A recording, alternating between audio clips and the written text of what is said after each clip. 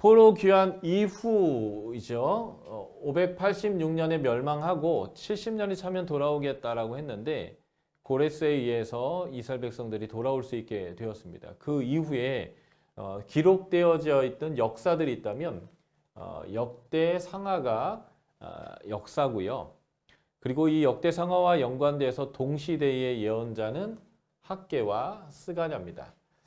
물론 이제 에스라 시대 에스라서에 성전 건축에 대한 역사가 언급되긴 하지만 바로 이 건축되는 성전에 대해서 성전을 기록하라 건축하라고 예언했던 예언자가 학개 스가랴여서 이 에스라에 있는 내용과는 학개 스가 연관되긴 하지만 기록된 시점이나 예언 시점은 이렇게 6세기 예언으로 역대상하와 학개와 스가랴가 이렇게 동시대이고요. 그리고 에스더서가 그 중간에 기록되어 있습니다. 아하수에로 왕 때에 있었던 일들을 기록하고 있고 그 다음에 이제 5세기의 예언으로 에스라와 느헤미야가 역사고요. 이것과 연관된 예언서가 말라기 이렇게 해서 오늘 7권을 우리가 함께 살펴보려고 합니다. 자, 역대기를 보겠습니다. 부흥을 위한 교과서이죠.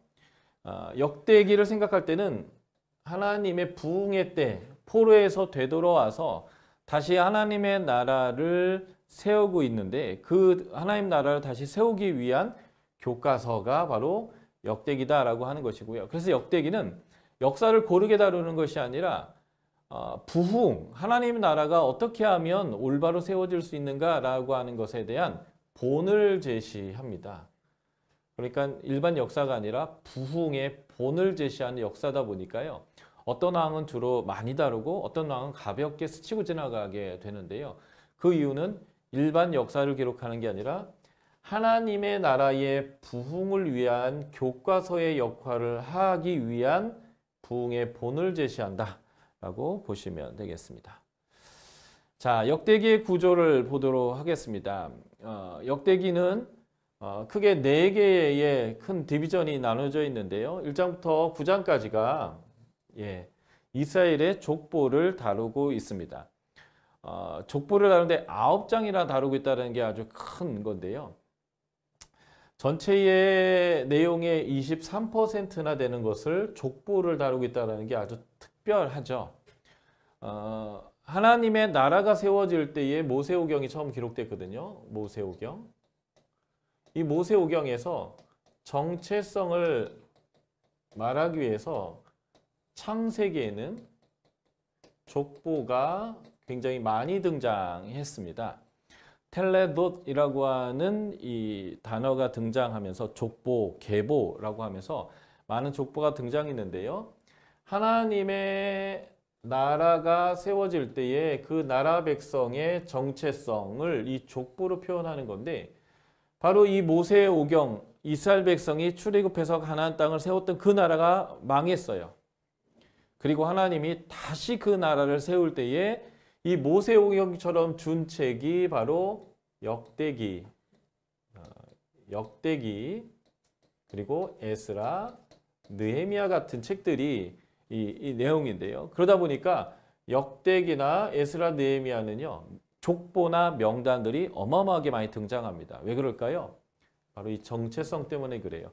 너희가 누구인지를 명확하게 해줌을 통해서 앞으로 너희가 어떻게 살아야 되는지를 보여주는 것이기 때문에 그렇죠. 그래서 이 족보의 내용이 역대상하 전체의 23%를 차지한다라는 걸 보시면 좋겠고요. 특별히 이 족보에 대한 자세한 그 분석의 내용들은 제가 이 교재에 잘 해놨기 때문에 여러분들 내용을 보시면 좋은데 그 내용들 잘 정리해 보니까요. 12지파에 대해서 족보를 기록하는데 12지파를 고르게 기록한 것이 아니더라는 것을 보게 됐죠. 바로 1장부터 9장까지가 407절 정도가 되는데요. 이 407절 중에 남유다에 속해 있던 2지파 있죠. 유다 지파와 베냐민 지파. 이 2지파에 대한 설명이 184절이나 되더라는 거예요. 그러니까 12지파 중에 2지파에 대한 내용이 45%를 차지하고 있다. 이 말은 이 남유다의 회복에 대한 그 역대기의 관점 보여주는 거죠. 좀 이따 설명드리겠지만 열왕기는 12지파를 고르게 다루지만 그리고 남북을 고르게 다루지만 역대기는 남왕국의 회복을 다루기 때문에 남왕국에 속했던 두 지파죠. 유다 지파와 베냐민 지파의 내용이 거의 반 가까이 된다라는 거예요. 뿐만 아니라 여기다가 레위 지파까지 포함하면 407절 중에 225절인 55%가 이 세 지파를 중심으로 다뤄집니다. 그러니까 강조점이 어디 있다? 예, 남유다의 유다와 베냐민 지파 그리고 레위 지파에 강조점이 있는 거예요. 왜 레위 지파인가? 좀 이따 제가 더 많이 자세한 설명을 드리겠지만 역대기의 굉장히 중요한 핵심은 성전이에요. 다시 말해서 하나님의 임재죠. 하나님이 우리와 함께 하셔야 우리 하나님 나라가 온전히 설 수 있고 회복될 수 있습니다. 그래서 역대기 포함해서 에스라 느헤미야에서는 이 레위인들에 대한 또 성전에 일하는 느비딤 족속까지 포함한 성전을 중심으로 한 일꾼들에 대한 강조가 어마어마하게 많다. 이게 이제 부흥에 있어서 아주 중요한 관점이죠. 좀 이따 이 부분을 더 설명해 드리도록 하겠습니다. 자, 그리고 역대상 10장부터 19장까지가 다윗의 통치를 다루고 있는데요. 이 다윗의 통치의 부분은 전체 내용의 30%나 다루고 있죠.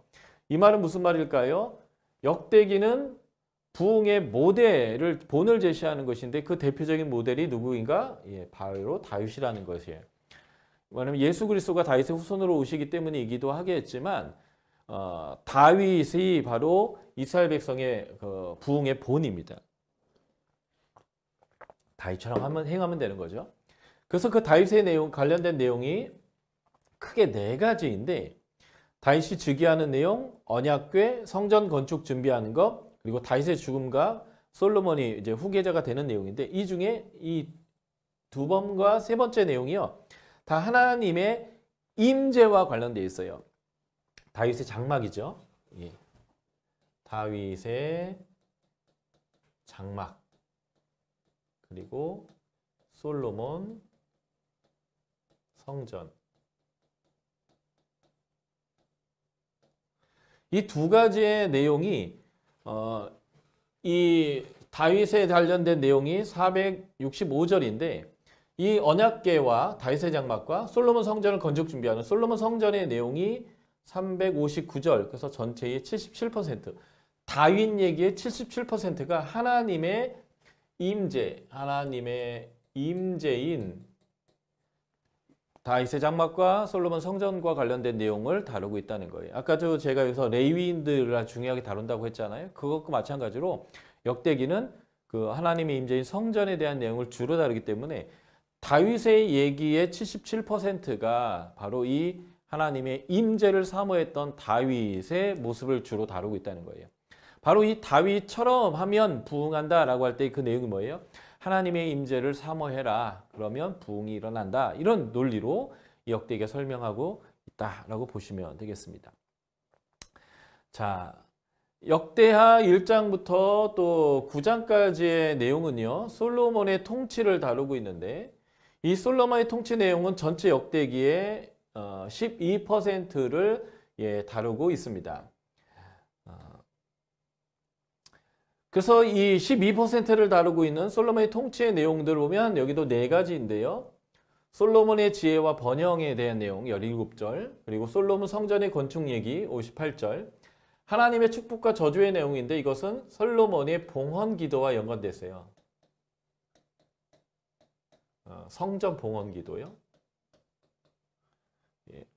성전 건축과 성전 봉헌 기도의 내용이 굉장히 많이 다뤄져 있죠. 그리고 마지막 솔로몬의 업적들에 대해서 다루고 있는데 바로 이 2번과 3번의 내용이 전체 요 솔로몬의 내용 201절 중에 요 두 개가 135절을 다루고 있다는 거예요. 성전에 대한 내용이죠. 그래서 성전의 내용이 이 솔로몬의 내용 중에 67%라는 거예요. 그러니까 다윗의 통치 전체 여기에 77%와 이 솔로몬의 통치의 내용의 67%가 다 뭐에 대한 내용이라고요? 예, 성전에 대한 내용이라는 거예요. 그러니까 역대기는 성전의 내용을 주로 다루고 있다. 성전이 뭘 의미한다? 예, 하나님의 임재를 의미한다. 하나님이 함께 계셔야 된다는 거죠. 하나님이 함께 계심이 사실은 부흥의 가장 중요한 핵심이다. 뭐 이런 내용들을 우리가 이렇게 발견할 수 있는 거예요. SBS에서 이런 것들을 비중 관찰이라고 해요. 수위 또는 비중 관찰이라고 하는데 어떤 내용을 주로 다루는가라는 거예요. 실제 다윗과 솔로몬 시대 때 있었던 모든 일들을 고르게 다루는 게 아니라 주로 다윗과 솔로몬의 얘기 중에 핵심이 성전과 관련된 내용을 주로 다루고 있다. 그러므로 다윗과 솔로몬이 부흥의 모델이고 본인데 그 부흥의 핵심 모델은 뭐냐? 예, 하나님의 임재를 사모하는 것이다 라는 거죠. 자, 마지막 디비전은 역대하 10장부터 36장까지의 내용인데요.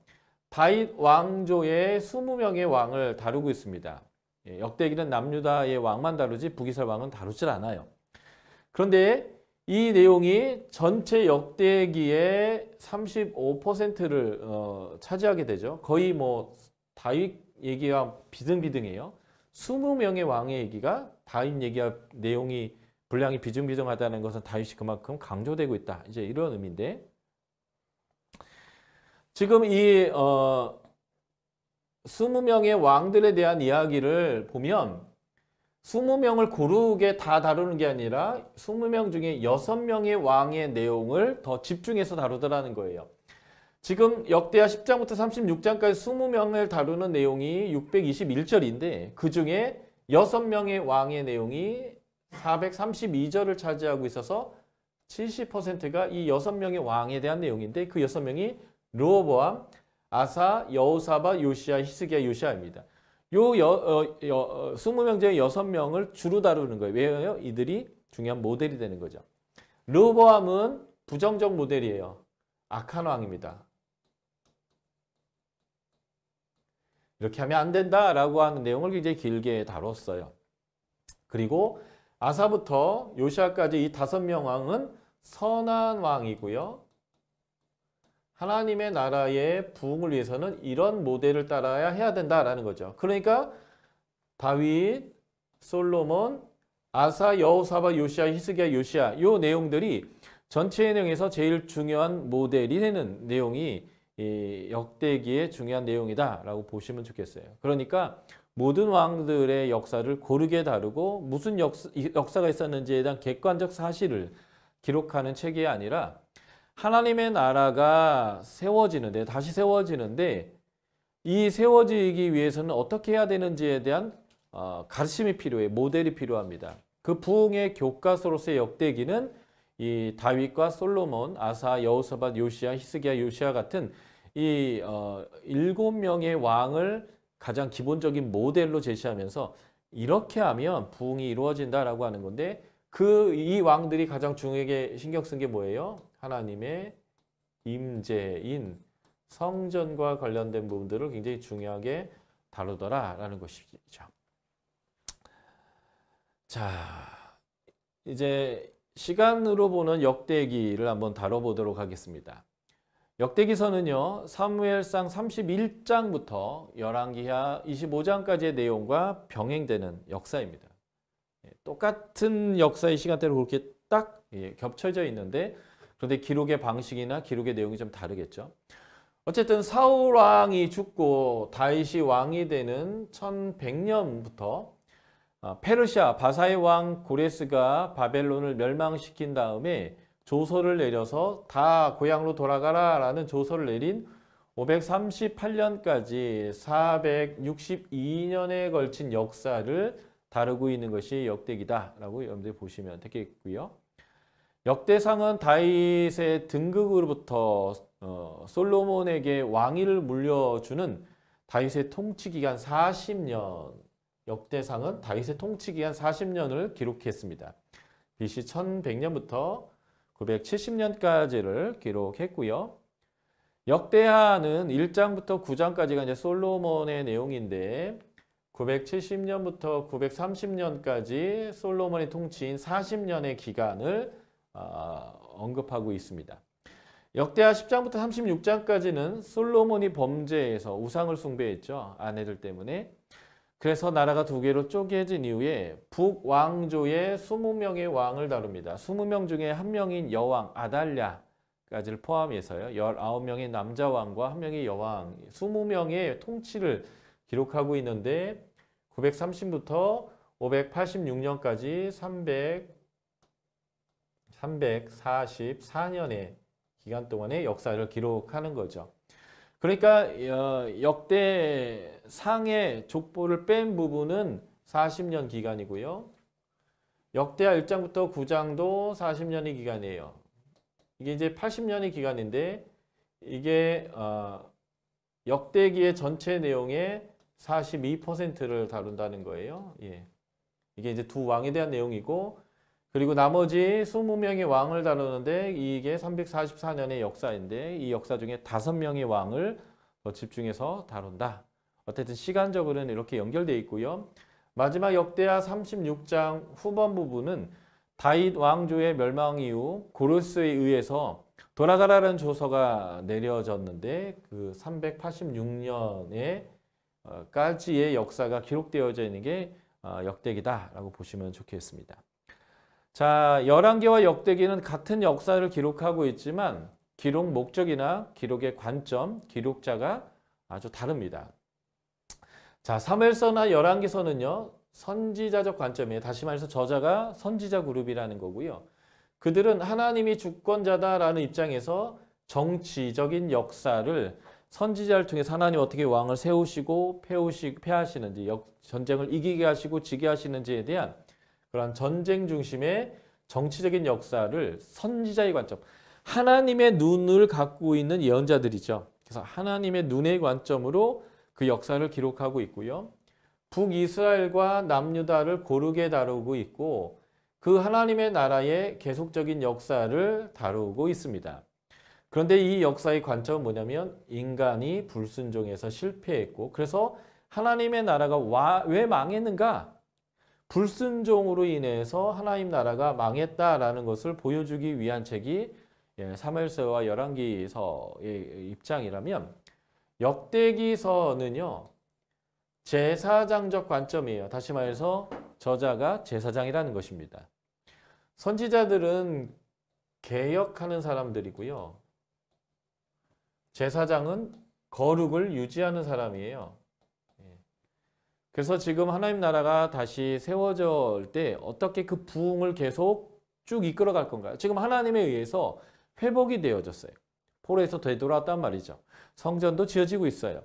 그럴 때 어떻게 거룩함으로 하나님 앞에서 계속 나갈 거냐라는 입장이 제사장적 입장이죠.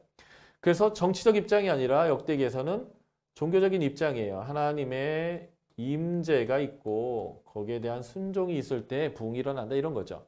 그래서 하나님의 임재와 관련된 성전을 중심으로 다루고 그래서 다윗과 솔로몬 얘기의 70에서 77% 또는 솔로몬 얘기의 67%가 다 성전과 관련된 내용이었다.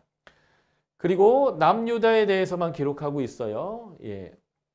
남유다의 회복에 대한 역사이고 다윗 왕조의 계속적인 역사이고 인간의 실패에 대한 역사가 열왕기서라면 하나님은 그들을 다시 회복시키고 하나님의 언약에 따라 부흥을 다시 한번 허락해 주신다는 하나님의 성공과 신실함에 대한 이야기입니다. 그래서 역대기는 멸망한 하나님의 나라와 백성이 어떻게 다시 부흥을 할 수 있을 것인가 라고 하는 것에 답을 주기 위한 책이 바로 이 역대기서다라고 보시면 되겠습니다.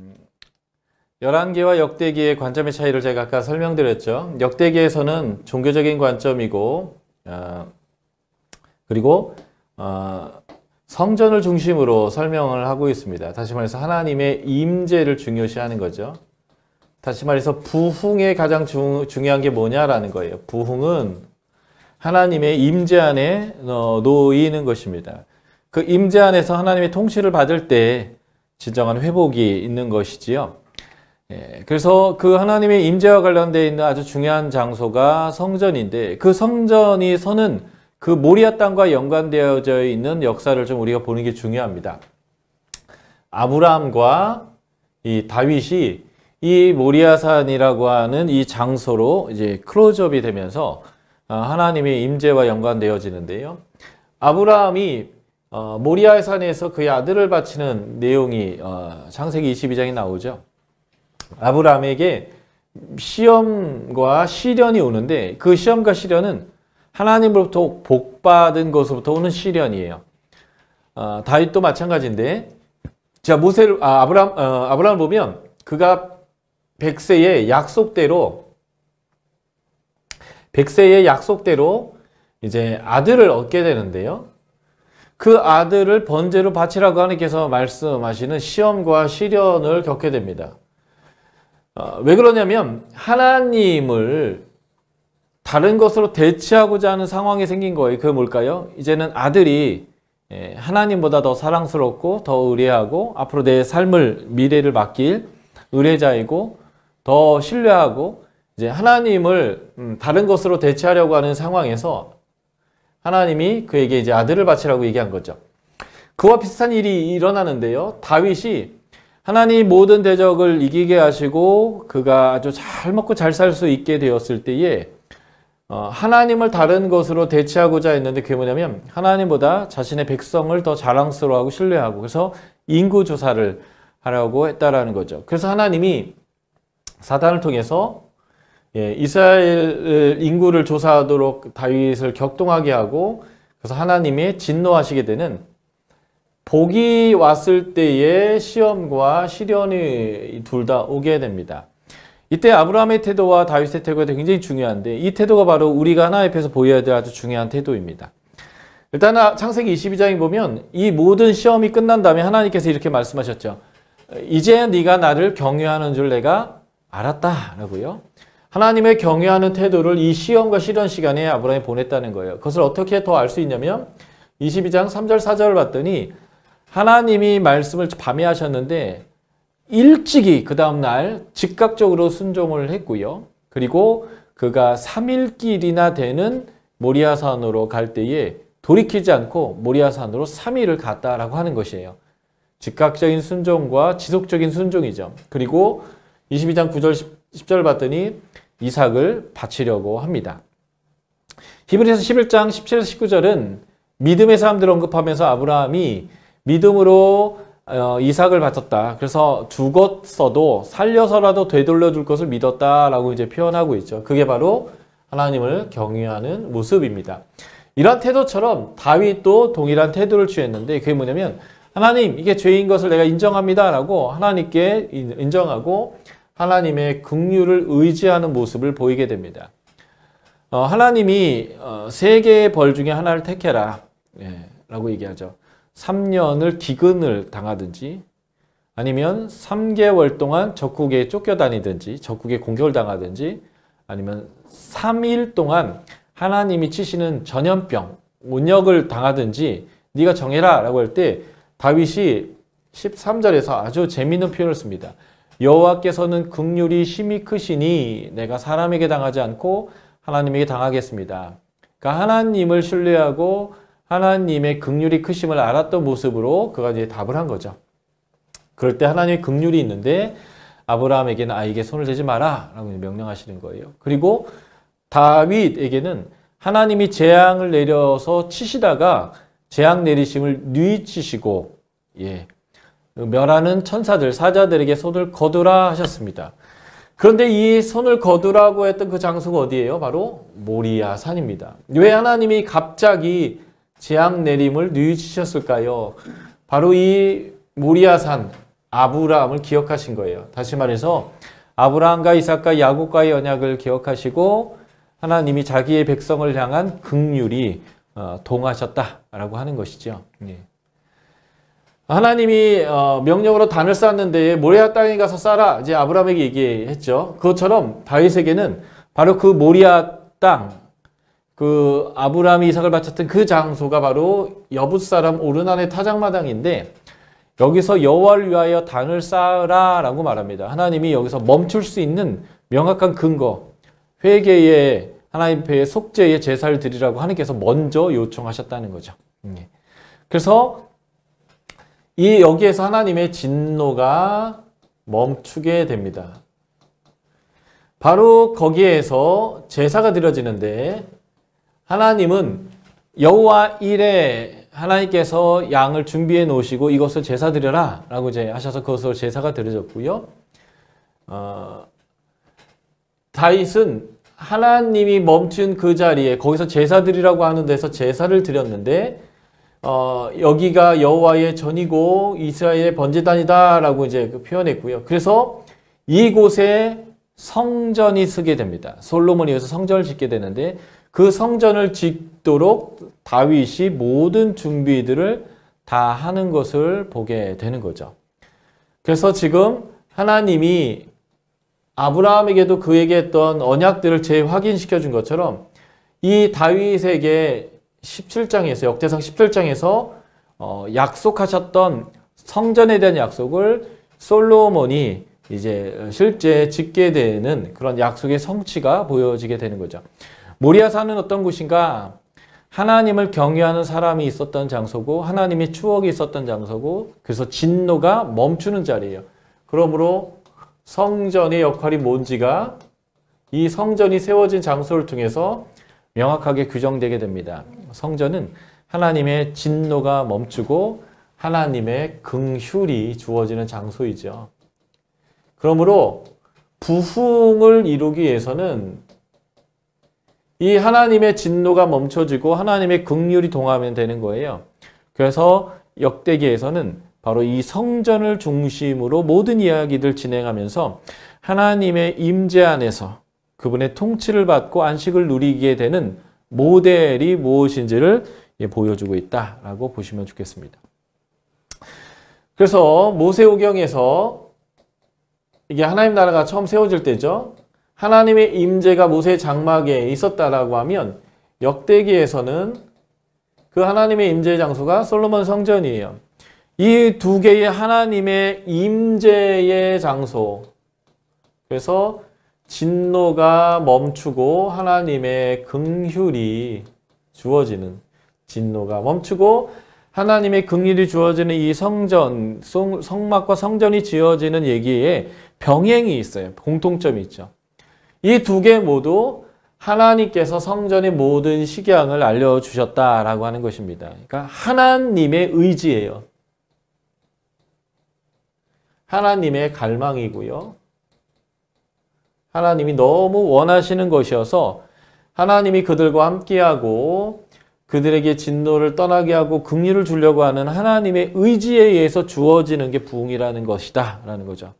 이게 우리 하나님이 가장 멋진 부분이라고 저는 생각해요. 우리가 하나님을 거절하는데 하나님은 늘 우리에게 찾아오셔서 우리와 함께해 주시기를 원하시고 어떤 방법을 써서라도 함께 하셔서 용서하시고 긍휼을 주시는 그 하나님의 모습이죠.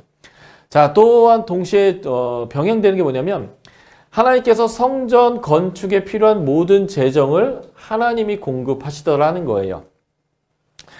출애굽기에 보면 출애굽할 당시에 그들이 빈손으로 나오지 않고 그들이 모든 원하는 것을 갖고 나올 거다라고 하나님께서 계속 반복적으로 말씀하셨어요. 그리고 실제적으로 그들이 그렇게 출애굽을 하게 되는데 이것은 창세기 15장에서 너의 후손이 애굽에 4대 만에 가서 4대 만에 400년 만에 돌아올 거다라고 약속하시는 그때에도 이미 하나님께서 예언하셨던 내용 그대로입니다. 그것처럼 이 성전을 짓는 이러한 비용들도 역대상 29장 14절 그리고 16절 여러분들이 나중에 꼭 읽어보십시오. 보면 하나님이 이 성전을 지을 수 있는 모든 재정을 주님이 공급하셨기에 다윗이 그 모든 것을 준비해 놓았고 그래서 솔로몬이 그것을 가지고 지었다 이렇게 이제 명확하게 얘기하고 있어요. 그러니까 사실은 하나님의 의지와 하나님의 갈망이라는 게 이걸 통해서도 명확하게 알게 되는 거죠. 세 번째 모세 장막과 솔로몬 성전의 공통점은 백성들이 기쁨으로 헌금했다는 거예요. 하나님이 풍성하게 공급하신 것들이 백성들에게 주어지고 백성들은 그걸 기꺼이 하나님께 드렸다는 거죠. 그 하나님께 기꺼이 드림으로 인하여 이루어진다는 거예요. 사실 하나님이 공급하신 것인데 그것들을 백성들이 받았을 때에 기꺼이 하나님께 들려드리는 헌신이 하나님의 임재로 연결된다라는 거죠. 임재로. 그리고 건축 재정이 아주 충분하게 넘쳤다. 이렇게 이제 되어지는 내용이 모세의 장막이 이루어지는 내용과 솔로몬 성전이 지어지는 내용인데요. 이게 이제 부흥의 교과서에서 아주 중요하게 다루는 내용이다라고 보시면 좋겠습니다. 자, 다윗과 솔로몬 외에 20명 왕 중에 6명의 왕이 강조된다고 했죠. 그 강조되는 왕 중에 부흥의 모델로서 5명이 있는데 제가 4명을 여기다 이렇게 이제 병행해서 기록해 놨습니다. 그리고 그들이 어떠한 부흥의 양태들로 이루었는지를 잘 보여주고 있는데요. 제가 샘플링으로 요시야를 한번 여러분들과 한번 살펴보려고 합니다. 왜냐하면 남유다 부흥, 남북을 다 포함해서죠. 하나님의 말씀을 가장 온전히 지켰던 왕은 이 요시야 왕이기 때문에 그래요. 그래서 이 각 왕마다 행했던 일들이 조금씩 표현은 다를지는 모르지만 결국 3개로 요약이 되는데 그 3개로 요약되는 내용을 보면 부흥은 어떻게 이루어지는가라고 하는 부흥의 교과에서 말하려고 하는 핵심이 무엇인지를 정리할 수 있습니다. 자, 요시야 왕 내용이 역대하 34에서 35장에 나오는데요. 34장 3절에 보면 어렸을 때에 그가 왕이 된 지 8년 조상 다윗의 하나님을 구했다. 하나님의 임재를 사모했다. 이제 이렇게 얘기하고 있죠. 그리고 두 번째, 그의 통치 12년에 유다와 예루살렘을 정결케 하고 그 산당과 아세라 목상과 아르세긴 우상들, 부어 만든 우상들을 다 제거하고 바알의 제단을 헐고 그리고 왕이 또 그 제단 위에 달린 태양상, 아세라 목상, 아르세긴 우상들을 다 없애버리고요. 제사장들의 뼈를 그 위에 다 불살라고 다 이제 정결케 했는데 이게 여로보암 1세가요. 북이스라엘 첫 번째 왕이죠. 여로보암이 황금 송아지를 만들었을 때 베델과 다네요. 무명의 선지자가 가서 이런 일이 일어날 거다라고 예언을 했었는데 그 예언의 성취가 바로 이 요시야 때 일어나게 되면서 이 우상들을 완전히 제거하는 일들을 하게 됩니다. 다섯 번째, 그가 왕이 된 지 18년째에 성전을 수리합니다. 다시 말해서 하나님의 임재의 장소가 더럽혀져 있지 않도록 하나님의 임재가 일어날 수 있도록 성전을 수리하죠. 그 수리하다가 언약의 책을 발견하는데 신명기를 발견하는 것 같아요. 그래서 그 말씀을 읽었더니 우리나라가 왜 이렇게 어려운지 알았던 거죠. 옷을 찢고 회개하고 그가 이제 부흥을 가속화하게 되면서 백성들과 여호와 앞에서 우리가 하나님 말씀대로 살자라고 하는 언약을 세우고 하나님의 말씀대로 살았는데 역대 열왕 중에 이 요시야 왕처럼 하나님의 말씀을 제대로 지킨 왕은 없었다 이렇게 되는 거죠. 그래서 그 하나님 말씀을 잘 지킨 내용 중에 하나가 보면 유월절과 무교절을 그가 지냈는데 아주 충격적인 표현이 여기서 나오죠. 35장 18절에 보면 사무엘 시대 이후에 유월절을 이렇게 지킨 적이 없대요. 그러니까 그 전에 유월절들이 얼마나 하나님 말씀대로 지켜지지 않았는가라는 것을 보게 되는 거죠.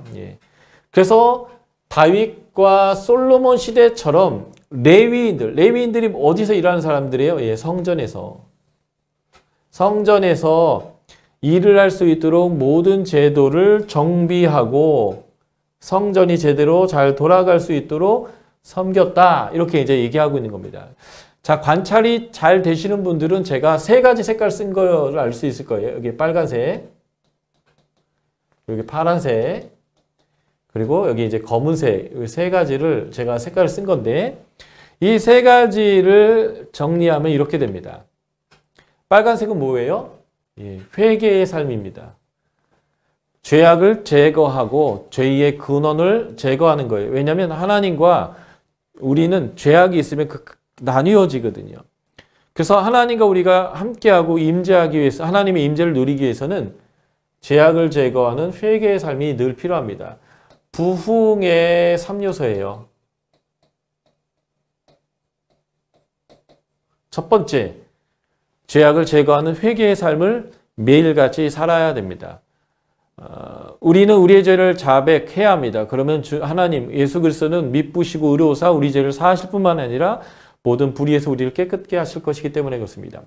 두 번째 파란색은 무엇일까요?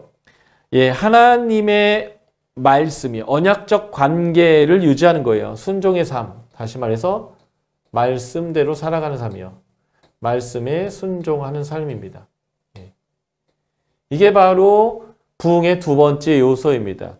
하나님과 동행하는 것은 두 가지라고 제가 말씀드렸어요. 레위기 보면 레위기 1장부터 16장, 17장부터 27장까지로 두 개로 나눠서 이 전반부는 뭐예요? 어떻게 하나님께 나아갈 수 있는가? 나아가는 방법에 대한 설명이고요. 이것은 죄를 제거해야 됩니다. 이거죠. 그래서 여기에는 제사법과 정결해지는 법들이 내어집니다. 그리고 17장부터 27장은 어떻게 계속 거룩을 유지할 수 있는가.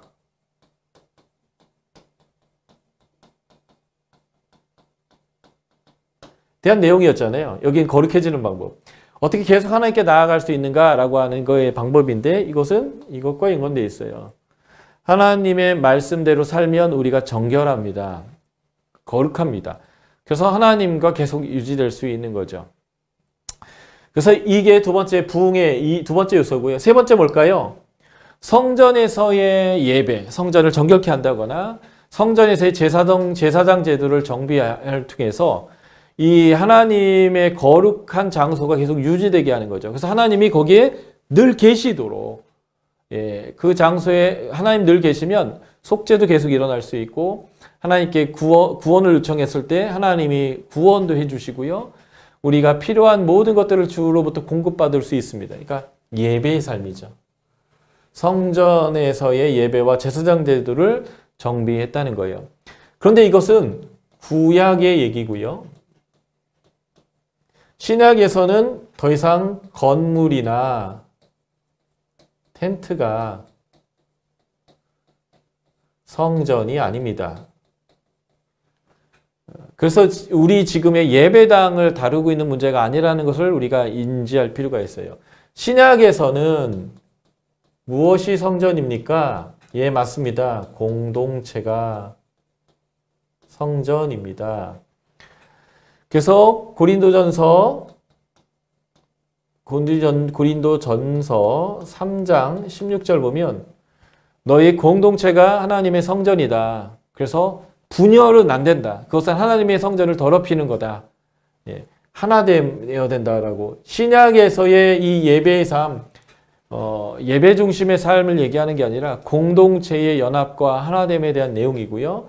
또 신약에서는 각 개인이 또 성전이겠죠.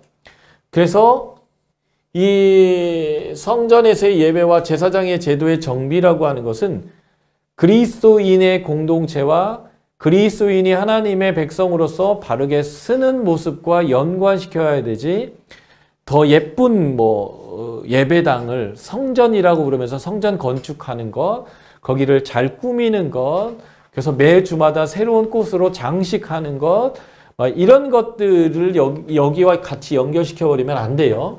신약에서는 하나님의 백성들이 하나님의 임재의 장소가 되어지도록 거룩한 것, 하나 되는 것, 연합되는 것, 정결한 것, 음란하고 미워하고 용서 안 하고 거짓말하고 모략하고 당짓고 하는 이런 삶들을 버리는 하나님의 백성들의 그 거룩한 모습이 바로 이 3번과 연관되어졌다라고 이제 보셔야 되겠습니다. 어쨌든 부흥의 3요소는 이거예요. 죄를 제거하고 하나님의 말씀대로 살면서 우리의 공동체와 각 개인이 하나님의 거룩한 성전으로 세워져 가는 것들이죠. 특별히 신약에서는 이 공동체를 언급할 때 에베소서 2장에 그렇죠. 유대인과 이방인이 연결되어져 하나님의 성전으로 지어져 가는 연합이 중요합니다. 이 연합은 호남인과 영남인이 한 교회에서 연합되어질 수 있는 것이고요. 또는 미국 같은 사회에서는 백인과 흑인이나 유색인종들이 연합되어져서 하나의 공동체로 하나님을 섬겨나가는 일이 될 수도 있겠고요. 또 어느 곳에서는 많이 배운 사람과 많이 배우지 못한 사람들, 돈이 많은 사람과 가난한 사람들이 전혀 차별됨 없이 또 누가 더 낫다 못하다는 거 없이 하나로 하나님 앞에서 서로 존중하고 사랑하고 용납되어지는 그러한 공동체를 이루어가는 삶과 연관되었다라고 보시면 좋겠습니다. 그래서 제가 이제 아사, 여호사밧, 히스기야도 이 요시야처럼 분석을 했는데요. 결국은 똑같아요. 네.